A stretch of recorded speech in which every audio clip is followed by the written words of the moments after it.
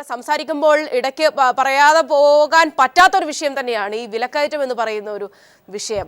കേന്ദ്ര സർക്കാർ കൃത്യമായി ഇടപെടലുകൾ നടത്തുന്ന മറ്റു പല വിഷയങ്ങളിലും തർക്കങ്ങൾ നടക്കുന്നു. ബീഫ് വിഷയത്തിൽ വലിയ രീതിയിലുള്ള പ്രചരണങ്ങൾ നടക്കുന്നു, നിരോധിക്കുന്നു, അവിടെ വലിയ രീതിയിലുള്ള നിയമ നടപടികൾ എടുക്കുന്നു.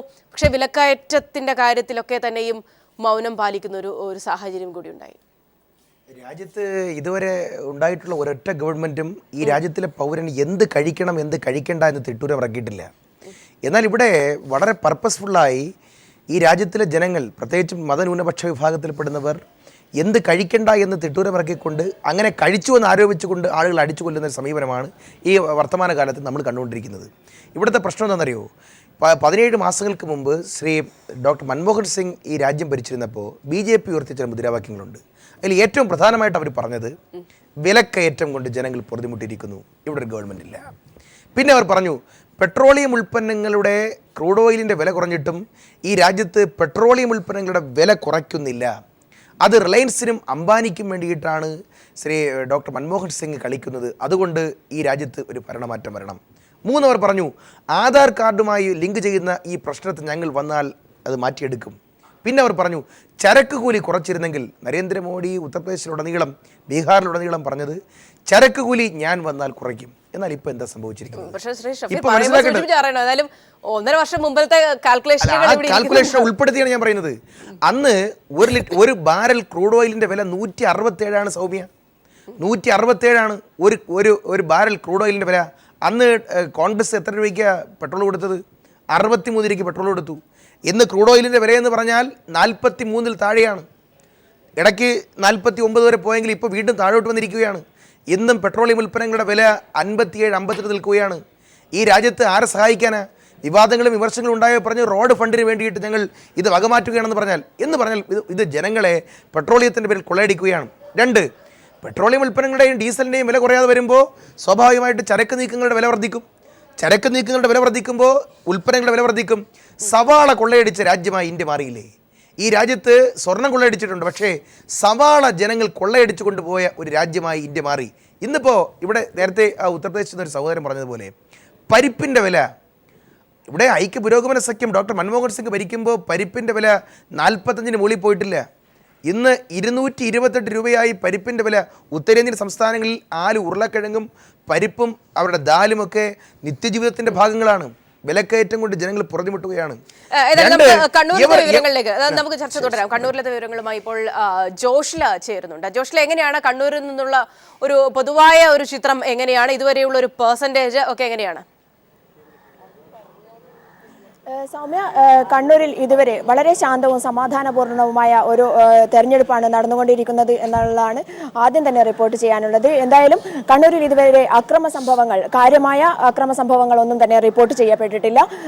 ചെറിയ ചില ഇടങ്ങൾ നടന്ന ചെറിയ സംഭവങ്ങൾ ഒഴികെ അങ്ങനെ എടുത്തു പറയാൻ മാത്രം കണ്ണൂരിൽ നടക്കുന്നു എന്ന് പറയുന്ന കണ്ണൂരിൽ ഇതുവരെ ഇപ്പോൾ ഏകദേശം 3 മണിയൊക്കെ കഴിഞ്ഞിരിക്കുന്നു. വൈകുന്നേരം ഇനിയിപ്പോൾ പോളിംഗ് അവസാന നിമിഷത്തിലേക്ക് കടക്കുന്ന സമയം വരെ കണ്ണൂരിൽ മറ്റ് അക്രമ സംഭവങ്ങളൊന്നും തന്നെ റിപ്പോർട്ട് ചെയ്യപ്പെട്ടിട്ടില്ല. അതേസമയം കണ്ണൂരിൽ ഇപ്പോഴും കണ്ണൂർ നഗരത്തിലെ സെന്റ് മൈക്കിൾസ് സ്കൂളിലാണ് ഞാൻ നിൽക്കുന്നത്. ഈ സ്കൂളിലെ 51ാം ഡിവിഷനിലാണ് ഞാൻ നിൽക്കുന്നത്, കാനത്തൂർ ഡിവിഷനിലാണ് നിൽക്കുന്നത്. ഇപ്പോൾ നഗരത്തിൽ ഇതുവരെ ദൃശ്യമാകാത്ത വിധം ഈ സമയത്ത് വളരെ നല്ല ക്യൂ, വോട്ട് ചെയ്യാനെത്തിയവരുടെ ക്യൂ ആണ്, നീണ്ട നിരയാണ് ഇപ്പോൾ നമ്മൾ കണ്ടുകൊണ്ടിരിക്കുന്നത്. ഏകദേശം 61% പോളിംഗ് ഈ ബൂത്തിൽ മാത്രം നടന്നു കഴിഞ്ഞു എന്നാണ് അറിയാൻ കഴിഞ്ഞിട്ടുള്ളത്. നഗരപരിധിയിൽ ഇത്തരത്തിൽ ഒരു പോളിംഗ് വർധന അത് അതിശയകരം തന്നെയാണ് എന്നാണ് ഇവിടെയുള്ള രാഷ്ട്രീയ കക്ഷികൾ നമുക്ക് നൽകുന്ന വിശദാംശങ്ങൾ. കാരണം ഒന്നാമത് നഗരപരിധിയിൽ ഫ്ളാറ്റുകളിലും മറ്റും താമസിക്കുന്നവർ അവർ പൊതുവെ 65% വോട്ട് ചെയ്യാൻ അടുക്കുന്നു എന്നുള്ളത് അത് ഒരു മാറ്റം തന്നെയാണ്. മാത്രമല്ല ഇത്തവണ കണ്ണൂർ രാഷ്ട്രീയത്തിൽ വികസനം, അതുപോലെ തന്നെ അഴിമതി, വിലക്കയറ്റം, ഉപ്പ് തൊട്ട് കർപ്പൂരം വരെയുള്ള എല്ലാ വിഷയങ്ങളും ചർച്ച ചെയ്യപ്പെട്ട ഒരു തെരഞ്ഞെടുപ്പ് കൂടിയാണ്. കണ്ണൂർ കോർപ്പറേഷൻ പ്രഥമ കോർപ്പറേഷനായി മാറിയ ഒരു സന്ദർഭം കൂടിയാണ്. അതുകൊണ്ട് തന്നെ ഇതിനോടുള്ള ജനങ്ങളുടെ പ്രതികരണം അതാണ് ഈ വോട്ടിങ്ങിലൂടെ കാണാൻ കഴിയുന്നത് എന്നുള്ളതാണ് മറ്റൊരു കാര്യം. കണ്ണൂരിൽ ഏതായാലും സ്ഥിതിഗതികൾ ഇപ്പോൾ ശാന്തമാണ്. കണ്ണൂർ വളരെ സമാധാനപൂർണ്ണമായി വോട്ടിങ്ങിനെ നേരിടുന്നു എന്നുള്ളതാണ്. കണ്ണൂരിൽ പൊതുവെയുള്ള അവസ്ഥ വെച്ച് 63% വോട്ട് രേഖപ്പെടുത്തി കഴിഞ്ഞു എന്നാണ് ഔദ്യോഗിക കണക്കുകൾ പറയുന്നത്. എന്തായാലും പോളിംഗ് നില, അനൌദ്യോഗികമായ പോളിംഗ് നില എന്ന് പറയുന്നത് ചിലപ്പോൾ അത് 63-നേക്കാൾ കൂടാനാണ് സാധ്യത. സൗമ്യ, ാണ് വിവരങ്ങൾ പങ്കുവച്ചത്. ആദ്യഘട്ട തെരഞ്ഞെടുപ്പിൽ പോളിംഗ് പുരോഗമിച്ചുകൊണ്ടിരിക്കുകയാണ്. കനത്ത പോളിംഗ് ആണ്. ഒരുപക്ഷെ കഴിഞ്ഞ തെരഞ്ഞെടുപ്പുകളിൽ നിന്നൊക്കെ വ്യത്യസ്തമായി കനത്ത പോളിംഗ് തന്നെയാണ് വിവിധ മേഖലകളിൽ രേഖപ്പെടുത്തിക്കൊണ്ടിരിക്കുന്നത്. എന്നാൽ നമ്മുടെ ചർച്ച പുരോഗമിക്കുമ്പോൾ ശ്രീ അബൂബക്കറിലേക്ക് പോവുകയാണ്. ഇവിടെ ചർച്ച ചെയ്യപ്പെട്ട ഒരു സുപ്രധാനമായ വിഷയമുണ്ട്, വിലക്കയറ്റം. അവിടെ വിലക്കയറ്റം തടയാൻ കേന്ദ്ര സർക്കാർ എന്ത് ചെയ്തു എന്നൊരു സ്ഥായിയായ പ്രശ്നമുണ്ട്. പല രീതിയിലുള്ള ചർച്ചകളും കേന്ദ്ര സർക്കാരിൻ്റെ, പ്രത്യേകിച്ച് BJP കേരളത്തിൽ കൂടുതൽ സ്ഥാനാർത്ഥികളെ നിർത്തി ഒരു തെരഞ്ഞെടുപ്പിലേക്ക് കടക്കുന്ന ഘട്ടത്തിൽ പല പദ്ധതികളെ കുറിച്ച് ചർച്ച ചെയ്യപ്പെടുന്നുണ്ട്, മേക്ക് ഇൻ ഇന്ത്യയെ കുറിച്ച് ചർച്ച ചെയ്യപ്പെടുന്നു. പക്ഷേ പോലും ചർച്ച ചെയ്യപ്പെടാതെ പോകുന്നതാണ് വിലക്കയറ്റം പോലെയുള്ള വിഷയങ്ങൾ, സാധാരണക്കാരെ ബാധിക്കുന്ന വിഷയങ്ങൾ. അത്തരം കാര്യങ്ങളിലേക്കൊക്കെ എത്രത്തോളം സജീവമായ ഇടപെടലുകൾ ഉണ്ടായിട്ടുണ്ട്? അവിടെ ഒരുപക്ഷെ നേരത്തെ ശ്രീ ഷഫീർ പറഞ്ഞപ്പോൾ ഞാൻ ചോദിക്കാനിരുന്നതാണ്, സംസ്ഥാന സർക്കാരിന് ചെയ്യാവുന്ന ചില കാര്യങ്ങളുണ്ടായിരുന്നു, അത്തരം ഇടപെടലുണ്ടായിരുന്നു. അതൊക്കെ എങ്ങനെയാണ് ഈ ഒരു പ്രാദേശിക തെരഞ്ഞെടുപ്പിൽ ജനങ്ങൾ ഏത് വിധത്തിലാണ് വിലയിരുത്തുക? ശ്രീ അബൂബക്കർ.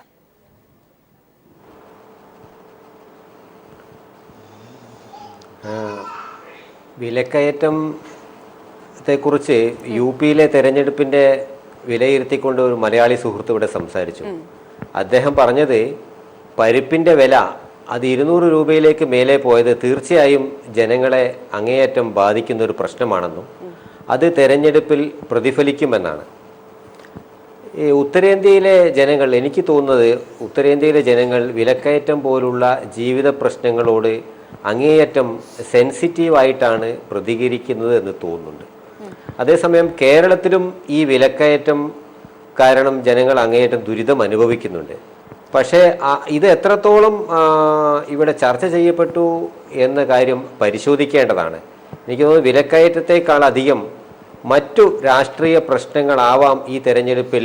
അതിൽ ഒന്ന് വികസനം, രണ്ട് കേന്ദ്ര സർക്കാരിൻ്റെയും RSSൻ്റെയും ഹിന്ദുത്വ അജണ്ട, UDF-ൻ്റെ ഗവൺമെൻറ്റിൻ്റെ അഴിമതി, SNDP-യും BJP-യുമായിട്ടുള്ള ബാന്ധവം മുതലായ പ്രശ്നങ്ങൾ ചർച്ച ചെയ്തപ്പോൾ വിലക്കയറ്റം എന്ന ജനജീവിതത്തെ അങ്ങേയറ്റം ബാധിക്കുന്ന പ്രശ്നം വേണ്ടത്ര ചർച്ച ചെയ്യപ്പെട്ടിട്ടുണ്ടോ എന്നുള്ള കാര്യത്തിൽ എനിക്ക് വളരെയധികം സംശയമുണ്ട്. മറ്റൊന്ന്, നേരത്തെ സംസാരിച്ച സുഹൃത്ത് മൻമോഹൻ സിംഗിൻ്റെ കാലത്ത് ഇവിടെ എടുത്ത സാമ്പത്തിക നടപടികളും മോഡി സർക്കാർ വന്ന ശേഷം എടുത്ത സാമ്പത്തിക നടപടികളെക്കുറിച്ചും പരാമർശിക്കുകയുണ്ടായി. അതിന് എനിക്ക് പറയാനുള്ള ഒരു മറുപടി, കേന്ദ്രത്തിൽ പ്രശസ്ത പത്രപ്രവർത്തകൻ, കേന്ദ്രത്തിൽ BJP-യുടെ മന്ത്രിസഭയിൽ അംഗമായിരുന്ന അരുൺ ഷൂറി അതേക്കുറിച്ച് പറഞ്ഞിട്ടുണ്ട്. കോൺഗ്രസ് പ്ലസ് പശു ഈസ് ഈക്വൽ ടു BJP അല്ലെങ്കിൽ NDA എന്നാണ് അദ്ദേഹം പറഞ്ഞത്. മൻമോഹൻ സിംഗ് നടപ്പാക്കിയതും നരേന്ദ്രമോദി നടപ്പാക്കുന്നതുമായ നയങ്ങൾ ഒന്നു തന്നെയാണ്. അന്നും പെട്രോളിൻ്റെയും ഡീസലിൻ്റെയും കാര്യത്തിൽ ജനങ്ങളുടെ കൊള്ളയടിക്കുന്ന സമീപനം തന്നെയായിരുന്നു ഡോക്ടർ മൻമോഹൻ സിംഗിൻ്റെ ഗവൺമെൻറ്റും ചെയ്തുകൊണ്ടിരുന്നത്. ക്രൂഡ് ഓയിലിന് ബാരലിന് $150 $160 എത്തിയപ്പോൾ ഇവിടെ ഡീസലിൻ്റെയും പെട്രോളിൻ്റെയും വില അങ്ങേയറ്റം വർദ്ധിപ്പിച്ചു. അതുപോലെ തന്നെ പാചകവാതകത്തിൻ്റെ സബ്സിഡി വെട്ടിക്കുറച്ചു മൻമോഹൻ സിംഗിൻ്റെ കാലത്ത്. അതേസമയം ഈ ക്രൂഡ് ഓയിലിൻ്റെ വില താഴേക്ക് 100 രൂപയിലേക്കും താഴേക്കും അതിൻ്റെ താഴേക്കും വന്നപ്പോൾ പെട്രോളിൻ്റെയും ഡീസലിൻ്റെയും വില കുറയ്ക്കാൻ വേണ്ടി അന്നത്തെ കോൺഗ്രസ് ഗവൺമെൻറ് തയ്യാറായിരുന്നില്ല. അത് അങ്ങേയറ്റത്തെ വലിയ പ്രതിഷേധത്തിന് ഇടയാക്കിയിരുന്നതാണ്. ഇപ്പോൾ നരേന്ദ്രമോദി അന്ന് മൻമോഹൻ സിംഗ് നടപ്പാക്കിയിരുന്ന സാമ്പത്തിക നയം വളരെയധികം അഗ്രസീവായിട്ട്, വളരെയധികം തീവ്രമായിട്ട് അദ്ദേഹം നടപ്പാക്കിക്കൊണ്ടിരിക്കുകയാണ്. കോൺഗ്രസ്സുകാർക്ക് ഈ നയങ്ങളെ ചോദ്യം ചെയ്യാൻ ധാർമ്മികമായി യാതൊരു അവകാശവും ഇല്ല എന്നാണ് എനിക്ക് തോന്നുന്നത്. രണ്ട് കൂട്ടരുടെയും സാമ്പത്തിക നയം ഒന്നു തന്നെയാണ്. ഇപ്പോൾ ക്രൂഡ് ഓയിലിൻ്റെ വില $50 എത്തിയെന്ന് സുഹൃത്ത് പറഞ്ഞു. ശരിയാണ്, $50 എത്തി. ഇപ്പോൾ ഇവിടെ പെട്രോൾ ശരിക്കും പറഞ്ഞാൽ 30 രൂപയ്ക്ക് പെട്രോൾ കൊടുക്കാൻ വേണ്ടി കഴിയും. ആ സ്ഥാനത്താണ് 65 രൂപയ്ക്ക് പെട്രോൾ വിറ്റുകൊണ്ടിരിക്കുന്നത്. അതായത് വലിയ കൊള്ളയടിയാണ് ഈ കാര്യത്തിൽ നരേന്ദ്രമോദി സർക്കാർ നടത്തിക്കൊണ്ടിരിക്കുന്നത് എന്നുള്ള കാര്യത്തിൽ യാതൊരു സംശയവുമില്ല. തിരികെ എത്താം. ശ്രീ എം വിജയകുമാർ ഇവിടെ സൂചിപ്പിച്ചതുപോലെ തന്നെ കഴിഞ്ഞ UPA സർക്കാരിന്റെ അതേ തുടർച്ചയാണ്, അതായ നയങ്ങൾ തന്നെയാണ് ഇപ്പോഴത്തെ മോഡി സർക്കാരും സ്വീകരിക്കുന്നത് എന്നാണ് അദ്ദേഹം ചുരുക്കം പറഞ്ഞത്. ഞാൻ സൂചിപ്പിക്കുന്നത് ഇവിടെ ഇപ്പോൾ ചർച്ച ചെയ്യപ്പെടേണ്ട വിഷയങ്ങളെക്കുറിച്ച് നമ്മൾ പറഞ്ഞു, ഈ വിലക്കയറ്റം പോലെയുള്ള വിഷയങ്ങൾ. പക്ഷേ യഥാർത്ഥത്തിൽ വളരെ സാധാരണക്കാരായ ആളുകളെ, പ്രത്യേകിച്ച് തദ്ദേശ തെരഞ്ഞെടുപ്പ് പോലെയുള്ള ഘട്ടങ്ങളിൽ പ്രതിഫലിക്കേണ്ട വിഷയങ്ങളായ വിലക്കയറ്റം പോലെയുള്ള വിഷയങ്ങൾ ചർച്ച ചെയ്യപ്പെടാതെ അതിനുമപ്പുറത്തേക്ക് രാഷ്ട്രീയ തർക്കങ്ങൾക്കുള്ള ഒരു വേദിയായി പോയില്ലേ ഇത്തവണത്തെ തെരഞ്ഞെടുപ്പ്? അത്തരത്തിൽ കാര്യങ്ങളെ ഒരു പരിധിവരെയെങ്കിലും എത്തിക്കാൻ, പ്രത്യേകിച്ച് മാണിയുമായി ബന്ധപ്പെട്ട വിഷയങ്ങൾ വരുന്നതിന് തൊട്ടു പിന്നാലെ ചക്കിട്ടപ്പാര വിഷയം വരുന്നു, അത്തരത്തിലുള്ള ചർച്ചകളിലേക്ക് കേന്ദ്രീകരിച്ചു പോയോ ഇത്തവണത്തെ തെരഞ്ഞെടുപ്പ്? ശ്രീ വിജയകുമാർ, പ്രധാനപ്പെട്ട ജനകീയ പ്രശ്നം വിലക്കയറ്റം തന്നെയാണ്. വിലക്കയറ്റത്തിൻ്റെ കാര്യത്തിൽ അതിനെ ഒരു വേറിട്ട വിഷയമായിട്ട് കാണേണ്ടതില്ല. ഇപ്പോൾ എൻ്റെ സുഹൃത്ത് ഇവിടെ സൂചിപ്പിച്ചത് ശരിയാണ്. അത് ഒരു സാമ്പത്തിക നയത്തിൻ്റെ ഭാഗമാണ്. ആ സാമ്പത്തിക നയമാണ് വിലക്കയറ്റത്തെ സൃഷ്ടിക്കുന്നതും അല്ലെങ്കിൽ വഷളാക്കുന്നതും. അത് കഴിഞ്ഞ UPA ഗവൺമെൻറ്റിൻ്റെ കാലത്ത് തുടർന്ന അതേ സാമ്പത്തിക നയം, ഈ സാമ്പത്തിക നയങ്ങളിൽ UPAയും അല്ലെങ്കിൽ കോൺഗ്രസും BJPയും തമ്മിൽ ഒരു വ്യത്യാസമില്ല. ഒരു നാണയത്തിൻ്റെ രണ്ട് വശങ്ങളാണ്, ഇരട്ടക്കുട്ടികളാണ്. ചിലപ്പോൾ ജനപ്രിയമായ ചില കാര്യങ്ങളിലൊക്കെ നടപടികൾ സ്വീകരിച്ചെന്ന് വരും, ഇല്ലെന്ന് പറയുന്നില്ല. പക്ഷേ അടിസ്ഥാനപരമായിട്ട് കോർപ്പറേറ്റുകൾക്ക് വേണ്ടി അല്ലെങ്കിൽ ഈ പുതിയ സാമ്പത്തിക നയങ്ങൾ തന്നെയാണ് ഇതിന് കാരണമായിട്ടുള്ളത്. അത് തിരുത്താതെ ഇതിൽ നയമാറ്റം ഉണ്ടാവില്ല. കഴിഞ്ഞ 2014 തെരഞ്ഞെടുപ്പിൽ BJP ഉയർത്തിയ അല്ലെങ്കിൽ ശ്രീ നരേന്ദ്രമോദി ഉയർത്തിയ ഏറ്റവും ശക്തമായ ആയുധമായിരുന്നു വിലക്കയറ്റം. വിലക്കയറ്റത്തിന് പരിഹാരമുണ്ടാക്കും, അഴിമതി തുടച്ചു നീക്കും, ഇതൊക്കെയാണ്. കള്ളപ്പണം തിരിച്ചു കൊണ്ടുവരും, ഓരോ വ്യക്തികൾക്കും നൽകും. ഇങ്ങനെയുള്ള വളരെ ആകർഷകമായ, വളരെ കാച്ചിങ് ആണ് കേട്ടോ. അത് വളരെ മുദ്രാവാക്യങ്ങൾ ആവിഷ്കരിക്കുന്ന കാര്യത്തിൽ ഒട്ടും മോശക്കാരല്ല. പണ്ട് ഇന്ത്യ തിളങ്ങുന്നു എന്നുള്ള മുദ്രാവാക്യം തന്നെ വാജ്പേയി സർക്കാരിൻ്റെ അവസാന കാലത്ത് ഉയർത്തി. അങ്ങനെ വന്ന അധികാരത്തിൽ വന്നവർ വിപരീതമായിട്ടാണ് കാര്യങ്ങൾ ചെയ്തുകൊണ്ടിരിക്കുന്നത്. വിലക്കയറ്റം നിയന്ത്രിക്കാൻ UPA സർക്കാരിൻ്റെ, ഞാൻ ഒറ്റ ഉദാഹരണം പറയാം. UPA സർക്കാരിൻ്റെ കാലത്താണ് ഈ പെട്രോളിൻ്റെ വില നിയന്ത്രണ അധികാരം എടുത്ത് കളഞ്ഞത്. UPA ആണ്. അപ്പോൾ ശക്തമായിട്ട് പ്രക്ഷോഭം ഉണ്ടായി, BJP ഉൾപ്പെടെ, ഞങ്ങളെല്ലാം. ഇപ്പോൾ അല്ല, അതിന് ശക്തമായിട്ട് നിൽക്കുക. ഭരിച്ചിട്ടില്ല. അങ്ങനെ ഒരു പുകമറ സൃഷ്ടിക്കേണ്ടതായിട്ടില്ല. ഞങ്ങൾ ഭരിക്കുന്ന പ്രശ്നമില്ല, ഞങ്ങൾ ക്ഷണിച്ചിട്ട് പോലും ഭരിക്കാൻ പോയില്ല. ഞങ്ങൾ പിന്തുണ കൊടുത്തു, വർഗീയതയുടെ ആപത്ത് ഒഴിവാക്കാൻ വേണ്ടി പിന്തുണ കൊടുത്തു, ചില നല്ല കാര്യങ്ങൾ ചെയ്തു. അതാണ് ഈ തൊഴിലുറപ്പ് പദ്ധതി പോലുള്ള പദ്ധതികൾ, എംപ്ലോയ്മെൻറ്റ് ഗ്യാരണ്ടി ആക്ട് ഇവിടെ ഇന്ത്യയിൽ ആദ്യമായി 60 വർഷത്തിന് ശേഷം കൊണ്ടുവന്നത് LDF ലെഫ്റ്റ് പാർട്ടികളുടെ നിർദ്ദേശപ്രകാരമാണ്. ആ രൂപത്തിൽ അല്ലാതെ ഞങ്ങൾ ഒരുമിച്ച് ഭരിച്ചിട്ടില്ല. അതെ, ഞാൻ പറഞ്ഞത് പെട്രോളിൻ്റെത് എടുത്ത് കളഞ്ഞു. അതിനെ എതിർത്തവർ എന്ത് ചെയ്തു? പെട്രോളിൻ്റെത് തിരിച്ചു കൊണ്ടുവരുന്നവരെ ഡീസലിൻ്റെ കൂടെ എടുത്ത് കളഞ്ഞു. ഔഷധങ്ങളുടെ വില നിയന്ത്രിക്കാനുള്ള അധികാരം, സബ്സിഡികൾ എല്ലാം എടുത്ത് കളഞ്ഞു.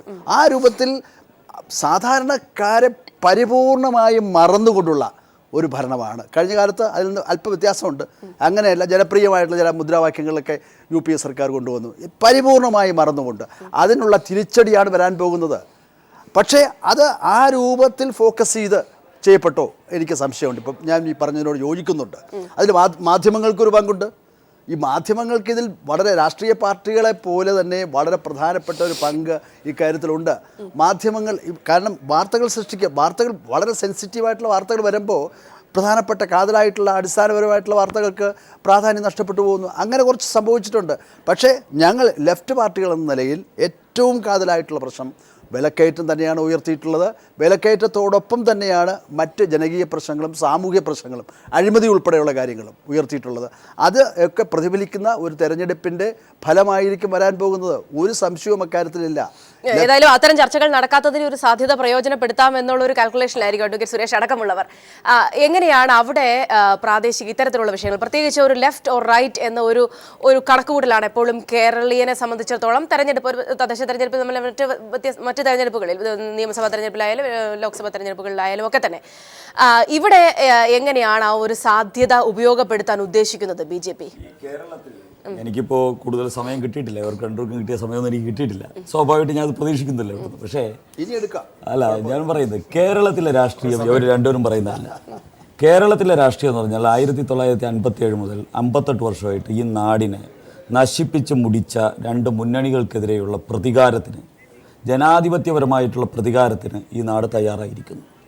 ഇത്രയും കാലം അധികൃതനെയും സാമൂഹ്യമായി പിന്നോക്കം നിൽക്കുന്നവരെയും വഞ്ചിച്ച കമ്മ്യൂണിസ്റ്റ് ചരിത്രത്തിന് അവസാനം കുറിക്കാൻ ഇവിടുത്തെ നാട് തയ്യാറായിരിക്കുന്നു.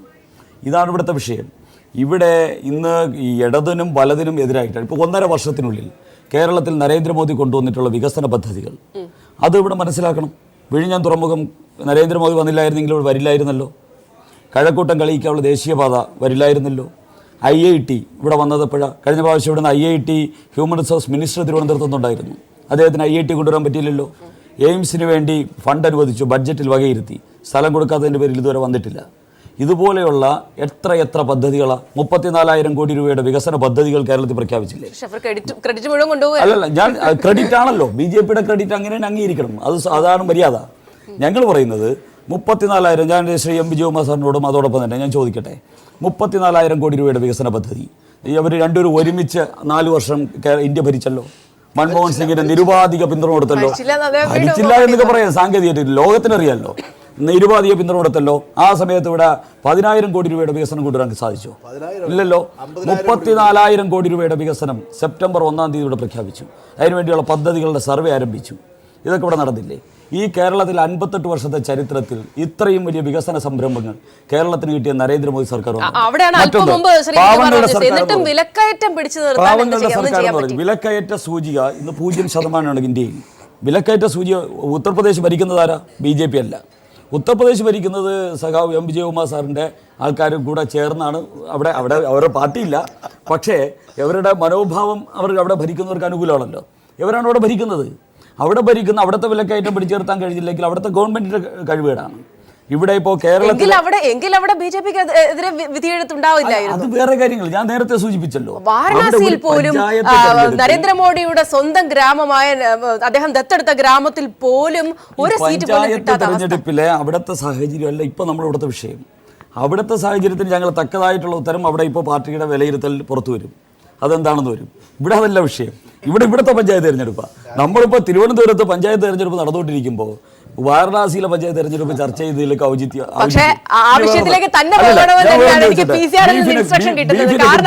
അല്ലല്ല, നേരത്തെ ബീഫിനെ കുറിച്ച് പറഞ്ഞു. ബീഫ് എന്താ? ഞാൻ പറയുന്നത് മാർക്സിസ്റ്റ് പാർട്ടിക്കാർക്ക് പട്ടിയിറച്ചിനെങ്കിലും തിന്നാം. BJP എതിരല്ല. ബീഫ് ഇറച്ചി എന്നല്ല, പട്ടിയിറച്ചിനെങ്കിലും തിന്നാം. ഞങ്ങൾ ഇന്നതൊന്നും ഒരിടത്തും പറഞ്ഞിട്ടില്ല. നരേന്ദ്രമോദി പറഞ്ഞു. ഞാൻ ചോദിച്ചോട്ടെ, DYFI മഹാരാഷ്ട്രയിൽ പോയിട്ട് ബീഫ് ഫെസ്റ്റ് നടത്തട്ടെ. ധൈര്യം ഉണ്ടെങ്കിൽ DYFI മാർക്സിസ്റ്റ് പാർട്ടിയും മഹാരാഷ്ട്രയിൽ പോയിട്ട് ബീഫ് ഫെസ്റ്റ് നടത്തട്ടെ. ബീഹാറിൽ പോയിട്ട് ബീഫ് ഫെസ്റ്റ് നടത്തട്ടെ. ധൈര്യം ഉണ്ടോ? ഞാൻ ചോദിക്കേ. നമുക്ക് വേഗം ഉത്തർപ്രദേശിലെ വിവരങ്ങളിലേക്ക് കൂടെ തന്നെ പോകണം. നമ്മൾ അങ്ങനെ ഒഴിവാക്കാൻ പറ്റില്ല. നിങ്ങൾ ആരാ പറയുന്നത്? നിങ്ങളെ സർക്കാർ ഭരിക്കുന്ന, നിങ്ങൾ പിന്തുണക്കുന്ന സർക്കാർ ഭരിക്കുന്നിടത്ത് ആരെയും കൊന്നിട്ടുണ്ടെങ്കിൽ കൊലപാതകത്തിന്റെ പിറകിൽ അതിനന്വേഷിക്കാൻ ഹിന്ദു മുന്നണിക്ക്, അവിടുത്തെ RSSന്, അവിടുത്തെ ഹൈന്ദവ അങ്ങനെയൊന്നും പറയരുത്.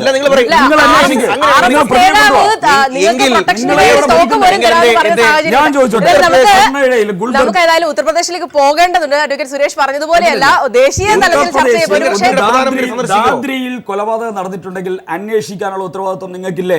അവിടുത്തെ ഗവൺമെന്റ് അന്വേഷിച്ച് പ്രതിയെ കണ്ടുപിടിക്കട്ടെ. കർണാടകയിൽ വെച്ച് ഒരു ബുദ്ധിജീവി കൊല്ലപ്പെട്ടിട്ടുണ്ടെങ്കിൽ പ്രതിയെ കണ്ടുപിടിക്കട്ടെ. ഞാൻ ആരാ പറഞ്ഞു കണ്ടുപിടിക്കേണ്ടെന്ന്?